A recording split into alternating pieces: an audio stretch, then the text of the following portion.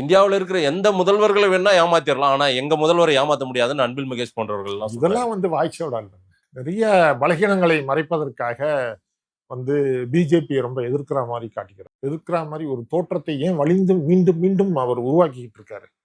பிஜேபியை தமிழ்நாட்டில் அதிமுக எதிர்க்கிறது இல்லை. பிஜேபி எதிர்ப்பதற்கான ஒரு பவர்ஃபுல்லான ஒரு மற்ற கட்சிகளும் பண்றது இல்லை. அதை திமுக பண்றதன் மூலமாக இங்க தமிழ்நாட்டில் கணிசமான பிஜேபியை எதிர்க்கக்கூடிய மனநிலை கொண்டவர்கள் கணிசமான மக்கள் இருக்கிறார்கள். அவருடைய வாக்கு வங்கி திமுகவை தவிர இன்ன வரைக்கும் வேற இடத்துக்கு போறதுக்கான வாய்ப்பு இல்லாம கரெக்டா மெயின்டைன் பண்றாங்க. ஓகே. ஆனால் யதார்த்தத்துல தங்களுடைய ஆட்சியில பிஜேபிக்கு 100% விசுவாசத்தோட இருக்காங்க.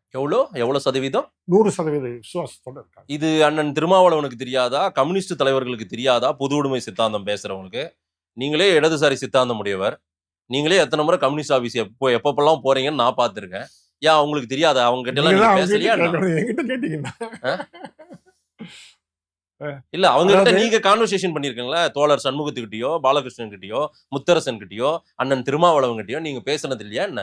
இல்ல, அதை நான் பேசினா அவங்களுக்கு தெரியாத ஒன்றையா திரு சாவித்ரி கண்ணன் கண்டுபிடிச்சிட்டீங்க? திமுக 100% விசுவாசத்தோடு பிஜேபி கிட்ட இருக்குன்றத. சார், அதாவது நான் சொல்றேன் கேளுங்க. கம்யூனிஸ்ட் கட்சியில 2 கம்யூனிஸ்ட் கட்சிகளுக்கு கீழே உள்ளக்கூடிய அனைத்து தொழிற்சங்கங்கள் அது போக்குவரத்து துறையா இருக்கலாம், சாம்சங்கா இருக்கலாம், எல்லா தொழிற்சங்க அமைப்புகளும் திமுகவின் மேல பட்டு கோபமா இருக்காங்க. இளைஞர் அமைப்புகள், மாதர் அமைப்புகள், பெண்களுக்கு ஏற்படக்கூடிய வரலாறு காணாத பிரச்சனைகள் தமிழ்நாட்டில் அடுத்து எந்த ஒரு விஷயத்திலையும் கராரான நடவடிக்கைகள் கிடையாது. கள்ளக்குறிச்சி மாணவி தொடங்கி வேங்கை வயல் தொடங்கி எந்த ஒரு விஷயத்திலையும் குற்றவாளிகளை கண்டு தண்டிப்பதற்கான தைரியம் இல்லாத ஒரு போக்கு.